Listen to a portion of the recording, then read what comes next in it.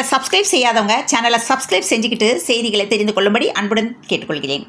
இரவு வணக்கங்களுடன் இன்றைய முக்கிய செய்திகள். சேலம் மாவட்டம் கல்வராயன் மலைப்பகுதியை சேர்ந்த பழங்குடியின வகுப்பை சேர்ந்த மாணவி ராஜேஸ்வரி இவர் இந்த ஆண்டு நடைபெற்ற JEE அட்வான்ஸ் தேர்வில் வெற்றி பெற்றுள்ளார். இதன் மூலம் இவர் இந்திய தொழில்நுட்ப கல்வி நிறுவனத்தில் உயர்கல்வி பயில தகுதி பெற்றுள்ளார் என்றும் இவரது தந்தை கடந்த ஆண்டு புற்றுநோயால் பாதிக்கப்பட்டு உயிரிழந்த நிலையில் தந்தையின் கனவை மாணவி ராஜேஸ்வரி நனவாக்கியுள்ளார் என்று முதல்வர் மு க ஸ்டாலின் அறிவிப்பு வெளியிட்டுள்ளார். IITயில் உயர்கல்வி பயில தகுதி பெற்ற பழங்குடியின மாணவியின் செலவை அரசே ஏற்கும் என முதலமைச்சர் அறிவிப்பு வெளியிட்டுள்ளார்.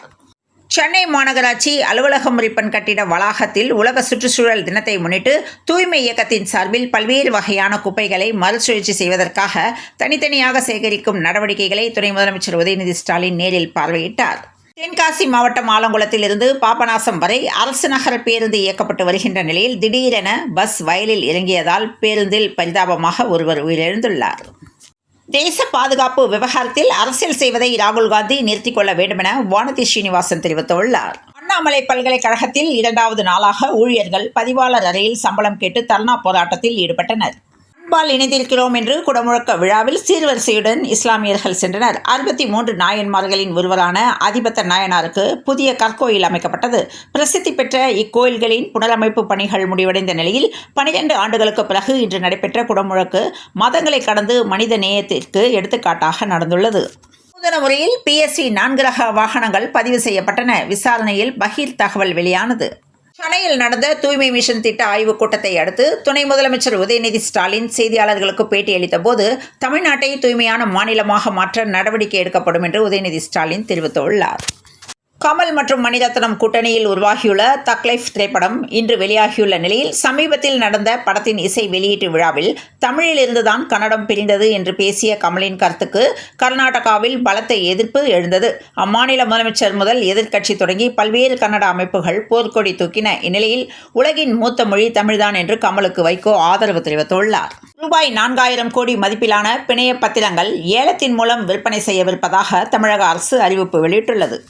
தூத்துக்குடியில் தாளமுத்து நகர் டி சவேரியார்புரத்தில் உள்ள ஒரு மண்டபத்தில் நடந்த திருமண விழாவில் அரிவாளுடன் 3 வாலிபர்கள் ரகளையில் ஈடுபட்டு நடனமாடியதாகவும் பின்னர் அவர்களை சேதுபாதை ரோட்டில் வாகனத்தில் செல்பவர்களை வழிமறித்து பணம் கேட்டு மிரட்டுவதாகவும் போலீசாருக்கு தகவல் கிடைத்தது. இந்நிலையில் திருமண விழாவில் அரிவாளுடன் ரகளை செய்த 3 வாலிபர்களை போலீசார் கைது செய்தனர். மதுரை தெற்கு தாலுகா அலுவலகத்தில் ரூபாய் 3000 லஞ்சம் வாங்கிய சர்வேயர் ராஜசேகர் கையும் களவுமாக கைது செய்யப்பட்டார். சென்னை அண்ணாநகர் மண்டலத்திற்குட்பட்ட வேலங்காடு மயான பூமியில் பராமரிப்பு பணிகள் நடைபெற உள்ளதால் பொதுமக்கள் வில்லிவாக்கம் அல்லது ஓட்டேரி மயான பூமிகளை பயன்படுத்திக் கொள்ளுமாறு தெரிவித்துக் கொள்ளப்படுகிறது.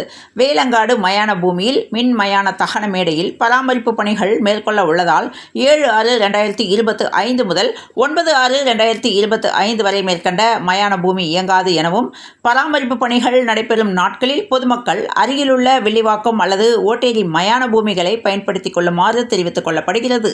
சுற்றுச்சூழலை காக்கவும் பிளாஸ்டிக் குப்பையை ஒழிக்கவும் தமிழ்நாடு அரசின் எரிவளி திட்டங்களை தடுக்கவும் சுற்றுச்சூழல் நாளில் உறுதி ஏற்போம் என பாமக தலைவர் ராமதாஸ் தெரிவித்துள்ளார். கடந்த 2 வருடங்களுக்கு மேலாக கட்டுக்குள் இருந்த கொரோனா தொற்று நீண்ட இடைவெளிக்கு பிறகு மீண்டும் உலகம் முழுவதும் பரவி வருகிறது. அதாவது சிங்கப்பூர் மற்றும் தாய்லாந்து ஆகிய நாடுகளில் கடந்த சில வாரங்களாக அதிக அளவில் பரவி வரும் கொரோனா தற்போது இந்தியாவிலும் வேகமாக பரவி வருகிறது. அதிலும் குறிப்பாக கேரளா, மகாராஷ்டிரா உள்ளிட்ட பல்வேறு மாநிலங்களில் கொரோனா பாதிப்பு அதிகரித்து வருகின்றது. இத்தகைய நிலையில் திருவள்ளூர் மாவட்டத்தில் 11 பேருக்கு கொரோனா தொற்று உறுதி செய்யப்பட்டது. கோவை விமான நிலையத்தில் பாரதிய ஜனதா கட்சியின் மாநில தலைவர் நயனார் நாகேந்திரன் இன்று செய்தியாளர்களை சந்தித்த போது பாமக விவகாரத்தில் பாஜக தலையீடு இல்லை என்று உறுதியளித்துள்ளார். திருப்பதியைப் போல திருவண்ணாமலை, பழனி, திருச்செந்தூர் ஆகிய கோயில்களிலும் பக்தர்கள் முன்பதிவு செய்து தரிசனம் செய்ய நடவடிக்கை மேற்கொள்ளப்பட்டு வருவதாக அமைச்சர் சேகர் பாபு தெரிவித்துள்ளார். மதுரை ராஜாஜி அரசு மருத்துவமனையில் செயற்கை கருத்தரித்தல் சிகிச்சை மையம் ஏற்படுத்த கோரி மதுரை ஐகோர்ட் கிளையில் மனு தாக்கல் செய்யப்பட்டிருந்தது. இந்த மனு தொடர்பான விசாரணை இன்று நடைபெற்ற நிலையில் மருத்துவமனையில் கருத்தரித்தல் மையம் வழக்கு முடித்து வைக்கப்பட்டது. மக்களை தேடி மருத்துவத்தில் 2 கோடியை தாண்டிய பயனாளிகள் பயன்பெற்றதால் அமைச்சர் மா சுப்பிரமணியன் பெருமிதம் தெரிவித்துள்ளார். பொள்ளாச்சி பாலியல் வன்கொடுமை சம்பவத்தில் தங்களை தொடர்பு படுத்திய விவகாரத்தில் 1 கோடி ரூபாய் மான நஷ்ட ஈடு கேட்டு பொள்ளாச்சி ஜெயராமன் தாக்கல் செய்த வழக்கில் யூடியூப் சேனல்கள் பதிலளிக்க கால அவகாசம் வழங்கி சென்னை உயர்நீதிமன்றம் உத்தரவிட்டுள்ளது. தடைகளை தகர்த்து சாதனை படைத்த முதல் பழங்குடியின மாணவிக்கு பாராட்டுகள் குவிகின்றன. உலக சுற்றுச்சூழல் நாளின் நெகிழி மாசுபாட்டை ஒழிப்போம் என்பதுதான் என்று முதலமைச்சர் மு.க. ஸ்டாலின் கூறியுள்ளார். சாதிவாரி மக்கள் தொகை கணக்கெடுப்பிற்கு மத்திய அரசின் முடிவுக்கு ஓ. பன்னீர்செல்வம் வரவேற்பு அளித்துள்ளார். பாமகவில் உள்கட்சி மோதல் நடைபெற்று வரும் நிலையில் இன்று ராமதாஸை அன்புமணி சந்தித்தார். ராமதாஸ் என்ற சிறிது நேரத்திலேயே ஆடிட்டர் குருமூர்த்தி தைலாபுரம் தோட்டத்திற்கு வருகை தந்தார். ஆடிட்டர் குருமூர்த்தியும் பாமக நிறுவனர் ராமதாஸும் பேச்சுவார்த்தை நடத்தினர். இந்நிலையில் நண்பர் என்ற முறையில் ராமதாஸை சந்திக்க வந்தேன் என்று குருமூர்த்தி பேட்டி அளித்துள்ளார். மணிரத்னம் இயக்கத்தில் கமல் நடிப்பில் உருவாகியுள்ள தக் லைஃப் திரைப்படம் இன்று கர்நாடகா மாநிலம் தவிர உலகம் முழுவதும் வெளியாகியுள்ளது. தமிழகத்தில் காலை 9 மணிக்கு சிறப்பு காட்சி வெளியிடப்பட்டுள்ளது. இந்நிலையில் கிருஷ்ணகிரி மாவட்டம் ஓசூர் மாநகரத்தில் 5 திரையரங்குகளில் தக் லைஃப் திரைப்படம் வெளியாகியுள்ளது. நல்லிணக்கத்திற்காக தனது வாழ்நாள் முழுவதும் பாடுபட்ட தலைவர் காயிதே மில்லத் என்று காயிதே மில்லத் பிறந்தநாளையொட்டி தமிழக வெற்றிக்கழக தலைவர் விஜய் அறிக்கை வெளியிட்டுள்ளார். திமுக மாவட்ட செயலாளர்கள் கூட்டம் நாளை மறுநாள் காணொலி வாயிலாக நடைபெறும் என அக்கட்சியின் பொதுச் செயலாளர் துரைமுருகன் அறிவித்துள்ளார். தமிழ்நாட்டின் பல திட்டங்களுக்கு முட்டுக்கட்டையிட்டு வரும் ஒன்றிய பாஜக அரசு ரயில் வளர்ச்சி திட்டங்களுக்கும் முட்டுக்கட்டை இட்டுள்ளது என்ற கண்டனம் மாநில அளவில் எழுந்ததை அடுத்து தனது நிலையை ரயில்வே நிர்வாகம் திருத்திக் கொண்டது. தமிழகத்தில் உடனடியாக சாதிவாரி கணக்கெடுப்பு நடத்தப்பட வேண்டுமென அன்புமணி ராமதாஸ் வலியுறுத்தியுள்ளார். பல்கலைக்கழகம் அண்ணாமலை பல்கலைக்கழக பேராசிரியர்களுக்கு ஊதியம் வழங்கப்படாததற்கு தமிழக பாஜக முன்னாள் தலைவர் அண்ணாமலை கண்டனம் தெரிவித்துள்ளார். பெரம்பலூரில் சிஆர்பிஎஃப் வீரர் என சொல்லி மோசடி நிகழ்த்த முயன்ற நபர் குறித்து போலீசார் விசாரித்து வருகின்றனர். தன்னுடைய பெயரை பயன்படுத்தி மர்ம நபர்கள் சிலர் பண மோசடியில் ஈடுபடுவதால் விழிப்புடன் இருக்க வேண்டுமென திருச்சி சரக டிஐஜி வருண்குமார் தெரிவித்துள்ளார். குவாரிகளுக்கு அனுமதி வழங்கும் முறையில் அரசு திடீரென மாற்றம் கொண்டு வந்ததால் குவாரிகள் செயல்படாமல் முடங்கி கட்டுமான பணிகள், சாலை அமைக்கும் பணிகள் பாதிக்கப்பட்டுள்ளதாக குவாரி உரிமையாளர்கள் வேதனை தெரிவித்துள்ளனர். அமைச்சர் துரைமுருகனிடமிருந்த கனிம வளத்துறை அமைச்சர் ரகுபதிக்கு அண்மையில் மாற்றப்பட்டது. விண்ணப்பங்களை ஏற்க வேண்டும் என குவாரி உரிமையாளர் சங்கம் கோரிக்கை விடுத்துள்ளனர். மதுரை ரயில்வே கோட்டத்தில் சிறப்பாக பணியாற்றிய ஊழியர்களுக்கு ரயில் சேவா புரஸ்கார் விருது வழங்கப்பட்டது. ராயல் சேலஞ்சர்ஸ் பெங்களூரு அணியின் வெற்றி கொண்டாட்டத்தில் மக்கள் உயிரிழந்த சம்பவம் நாடு முழுவதும் பெரும் அதிர்வலைகளை ஏற்படுத்தியுள்ளது. இந்நிலையில் இந்த சம்பவம் தொடர்பாக தமிழக காங்கிரஸ் கமிட்டி தலைவர் செல்வ பெருந்தகை செய்தியாளர்களை சந்தித்த போது காங்கிரஸ் சார்பாக ஆழ்ந்த இரங்கலையும் வருத்தத்தையும் தெரிவித்துக் கொள்கிறேன்.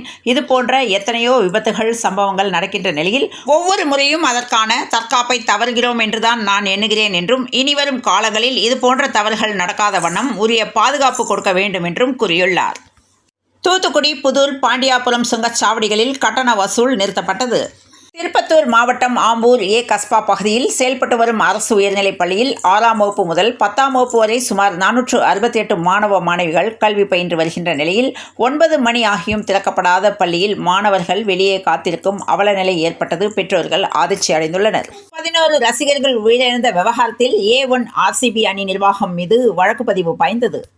2025 IPL தொடரின் இறுதிப் போட்டி வரை முன்னேறிய RCB அணி பலம் வாய்ந்த பஞ்சாப் கிங்ஸை தோற்கடித்து 17 வருடங்களுக்கு பிறகு IPL கோப்பை வென்று அசத்தியது. இந்நிலையில் வெற்றி ஊர்வலங்களில் நம்பிக்கை இல்லை, இன்னும் பொறுப்பாக இருக்க வேண்டுமென கம்பீர் கருத்து தெரிவித்துள்ளார். பெங்களூருவில் ஏற்பட்ட சோகம், உயிரிழந்தவர்களின் குடும்பங்களுக்கு தலா ரூபாய் 10 லட்சம் நிவாரணம் என்று RCB அறிவிப்பு வெளியிட்டுள்ளது. ரோடு ஷோக்கள் நடத்தக்கூடாது என்றும் மக்கள் உயிர் முக்கியம் என்றும் பெங்களூரு கூட்ட நெரிசல் குறித்து கம்பீர் கருத்து தெரிவித்துள்ளார்.